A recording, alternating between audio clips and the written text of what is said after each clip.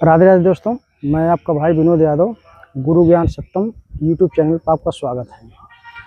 मैं इसमें फिर मोहाली जो कि कुराली में पड़ता है, यहाँ आ गया हूँ। महाराज जी यहाँ रहते हैं, इनके पास मैं आता रहता हूँ इनका और इनसे चलते हैं, थोड़े इनसे मिलेंगे और कुछ इनका जो श्रद्धा है हमको कुछ राशन देंगे और इनसे कुछ सत्संग की बातें करेंगे। चलते हैं। ये देखिए, ये महाराज जी का यहाँ रहते हैं, इसे चारों तरफ बिल्कुल खाली है। देखिए, इसके आसपास में गांव नहीं है, दूर है। यहाँ पे एक शीतला माता का मंदिर है। महाराज जी ही रहते, वो बैठे हुए हैं। ये महाराज जी जो बैठे हैं वो दो लोग इनके पास आए हैं और ये बट वृक्ष है। मैंने अपने कुछ महाराज जी के लिए राशन प्रसाद लेकर आया हूँ, इसमें रखा हूँ। अब ले चलता हूँ, देता हूँ महाराज जी को।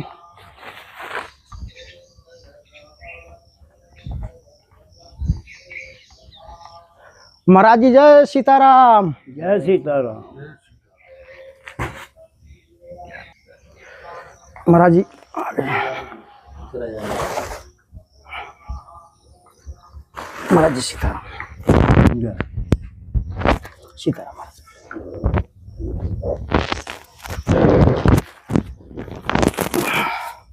महाराज जी, ये कुछ आपके लिए राशन ला दिया हूँ। ये अगरबत्ती है, ये तेल है, चना है, मूंग दाल है, नमक है, चीनी है, चाय पत्ती है और महाराज जी इसमें आटा है। ठीक है, इसको आप अपना प्रसाद पा लीजिएगा। इसमें डाल दो ना।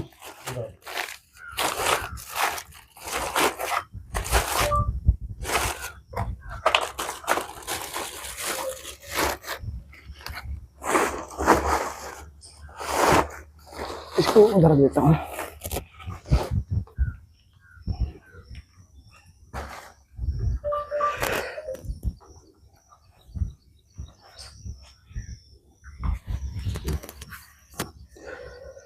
महाराज जी राधे राधे दोस्तों, मैं आपका भाई विनोद यादव गुरु ज्ञान सत्तम यूट्यूब चैनल पर आपका स्वागत है।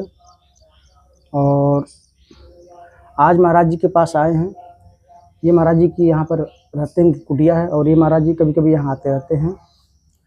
तो आज थोड़ी ये महाराज जी की थोड़ी सी तबीयत ढीली है, इसलिए महाराज तो कुछ बोल नहीं पाएंगे। आज ये महाराज जी से कुछ बातें करेंगे। जय श्री राम।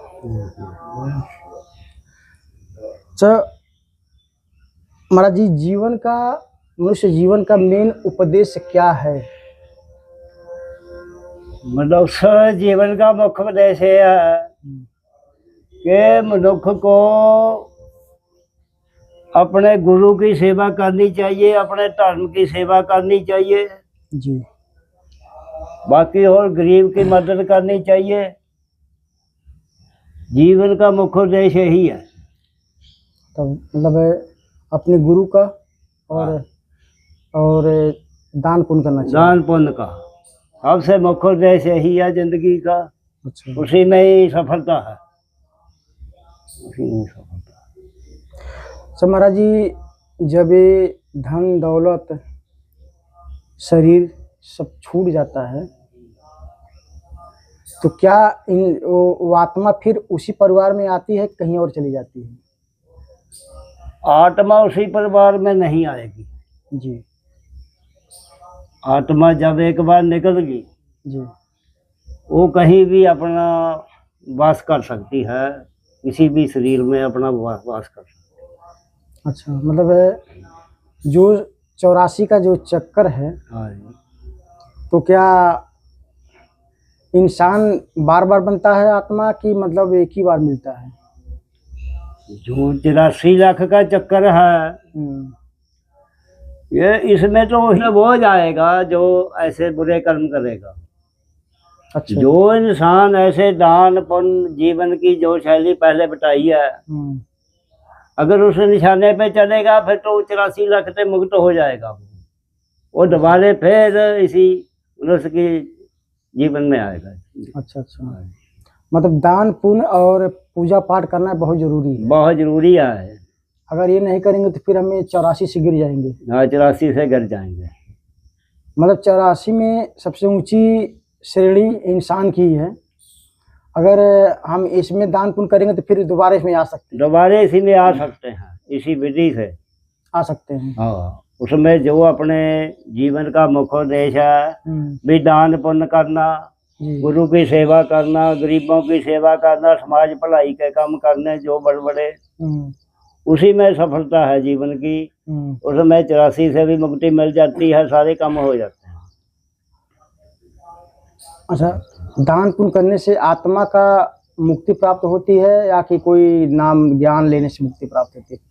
दान पुण्य करने से मुक्ति प्राप्त हो जाती है, सबसे आसान सिद्धि है। अच्छा, हाँ जी।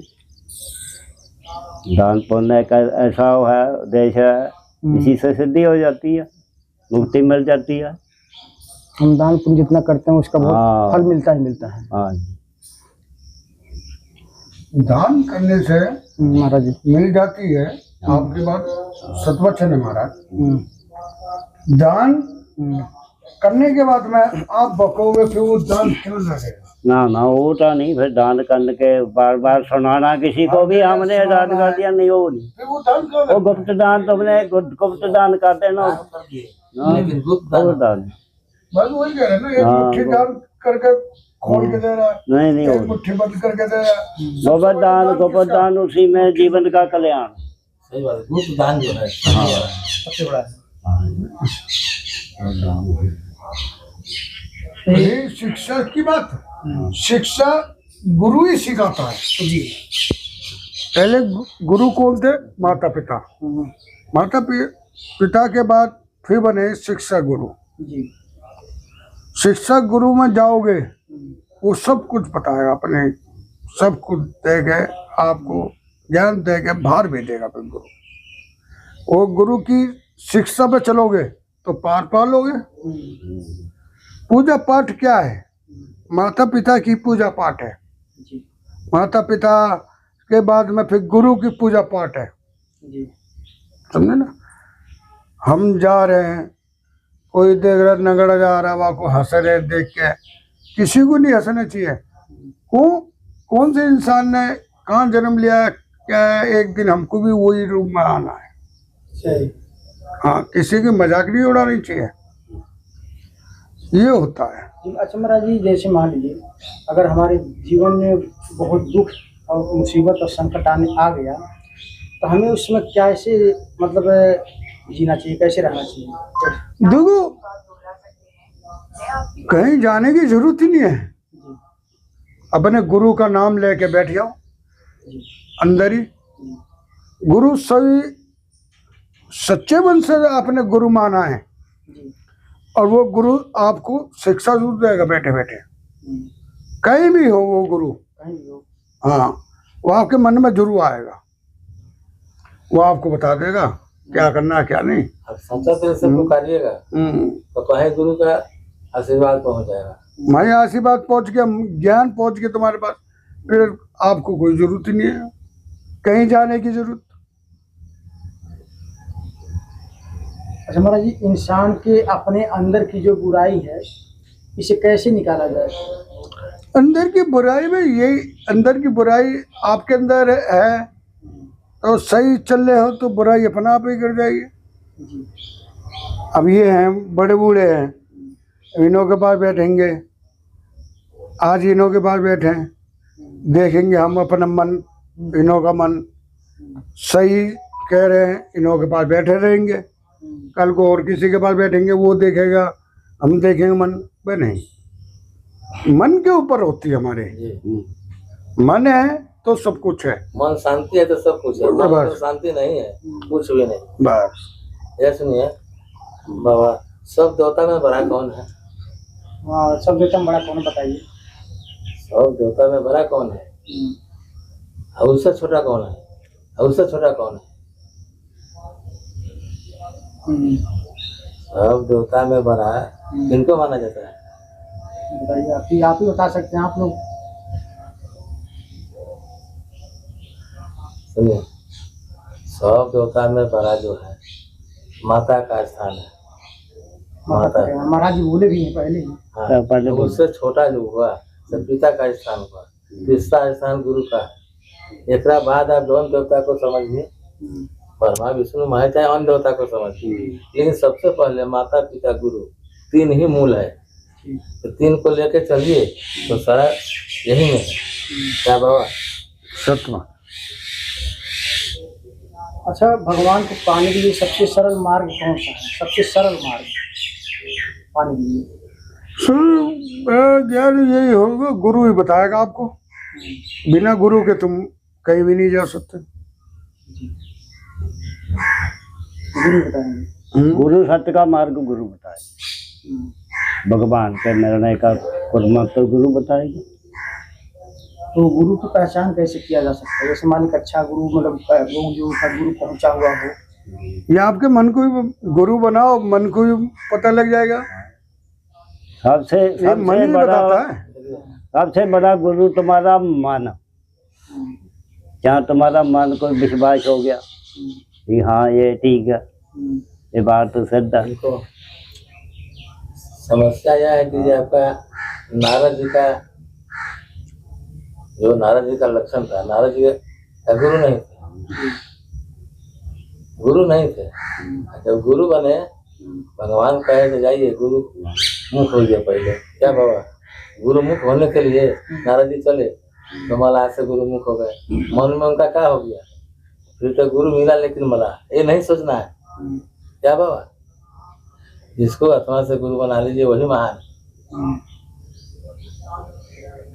और गुरु बनाने के बाद में गुरु की बुराई करी, फिर बेकार है वो। बहुत गड़बड़ा गया। वो बेड़ा करा का आगा है। गुरु को बना लीजिए, गुरु को सीमा रखना जरूर। वो कैसा भी है आप। जय हो महाराज। अच्छा महाराज जी, आत्मा क्या है और उसे कैसे जान सकते हैं? आत्मा मतलब क्या है और उसे कैसे जान सकते हैं, कुछ बताइए आप। आत्मा को बड़ा आसानी से इसे जाना जा सकता है। जी जो आपके अंदर बोलता है, जी। जो देखता है, जो सुनता है, जो खाता पीता है, वो सिर्फ वो आत्मा ही है। वो आत्मा है। तो इसको जैसे कहते हैं कि प्रभु का अंश है आत्मा, उसी में परमात्मा का वास है, उसी में परमात्मा रहता है। आत्मा के अंदर जो बोलता है उसी में रहते हैं। उसी में रहता है। जब परमात्मा इसी में रहते हैं तो लोग इतना जंगलों पहाड़ों मंदिरों मस्जिदों में भटकते क्यों हैं? ये तो गलत बात है। मंदिरों मस्जिदों में क्या भटकना है? वो तो एक मन की भटकना है, उस टाइम की शांति के लिए भी। मेरे को यहाँ शांति मेरे मन को मिल गई, मैं टिक गया। लेकिन आत्मा तो फिर भी मेरी इधर उधर भटक रही। मतलब कहीं भी हम बैठ जाएं और अपने आप को ध्यान लगाएं तो परमात्मा की प्राप्ति हो जाएगी। वही हो जाएगी। आत्मा बिना गुरु के नहीं होगी। पूरी अगर विश्वास, जिंदगी काट लो। विश्वास पक्का, विश्वास करना पड़ेगा। गुरु पहले करना पड़ेगा। हाँ। देखो गुरु का ज्ञान है कि नहीं? देखो एक छोटी सी वो है, पूरे संसार छोटी में सी नहीं है बिना उदाहरण है। गुरु के। किसी ने मेरे वर्गे को एक पत्थर दे दिया उठा के, ये भगवान है। मैंने उसमें विश्वास कर लिया। मैंने 2 4 दिन 10 दिन खाना नहीं खाया। अभी जब तू खाएगा जब मैं खाऊंगा। उसके बाद भगवान ने देखा भी ये तो हो जाएगा इसका काम, और मेरे पे कलंक लग जाएगा। भगवान को वहां आना पड़ा उसी पत्थर में से। भाई लाए भाई भोजन कर, मैं भी करता। मतलब भगवान को पाने का सबसे सरल तरीका है विश्वास। विश्वास, विश्वास तुम्हारा पक्का है, भगवान आएंगे। विश्वास तो है, विश्वास तो कहे सरल बात है, ठीक है। लेकिन हमारा एक बात और इस पर क्या है कि सदा सच बोलना चाहिए, किसी को धोखा न देना चाहिए। ये अगर सही है तो प्रभु का वास आपका अंदर ही अंदर मिलेगा। अगर किसी का धोखा दे रहे हैं, किसी का मतलब कि वे दागा मार रहे हैं तो आपको आत्मा में परमेश्वर का वास नहीं होगी। क्या बाबा सही है? ये संसार आप देख रहे हो क्या कर रहे हैं क्या नहीं, ठीक है ना। अब अपने आप को देखो, आप क्या कर रहे हो, पूरे संसार को नहीं देखो। अपने मन को देखो क्या करके चल रहे हैं हम, बस हम ये जानते हैं। मन को देखो अपने, मैंने सबसे बड़ा चीज है सच्चाई और अपने मन को रोको बस। और अपने आप को पहचानो। ये जाल है, जाल में ही फंस जाओगे ना, इस जाल से निकलना भारी पड़ जाता है। अच्छा, अपने मन में देखो हमको कहाँ पहुंचना है, कहाँ नहीं मिलना है तो नहीं मिल जाए, और वहां से मिलना है तो ये जाल से ही करना पड़ेगा। चलिए ठीक है, आप लोगों का सत्संग बोली जाल माता पिता का भी है, बहन भाई का भी है, माया का भी जाल है, हर चीज का जाल है। महाराज जी बड़ी खतरनाक जाल बता रहे हैं। सही बात बता रहे हैं। हाँ, ये माता पिता भाई बहन पैसे तीनों, ये सबसे खतरनाक तो यही तीन है। ठीक है। ये खतरनाक नहीं है, जब हमारी खतरनाक तो नहीं है, लेकिन इस जाल से मुक्त होने के लिए गुरु का छोड़कर दूसरा जगह आपको नहीं गुरु का मिलता। सहारा लेना ही पड़ेगा। गुरु का सब बिना सहारा का है। पहले गुरु का सहारा जरूर है, वो पैदा हो गया, वो गुरु के चरणों में पहुंच गया, माता पिता के, माता पिता से हटेगा, शिक्षा में जाएगा, फिर और ज्ञान मिलेगा।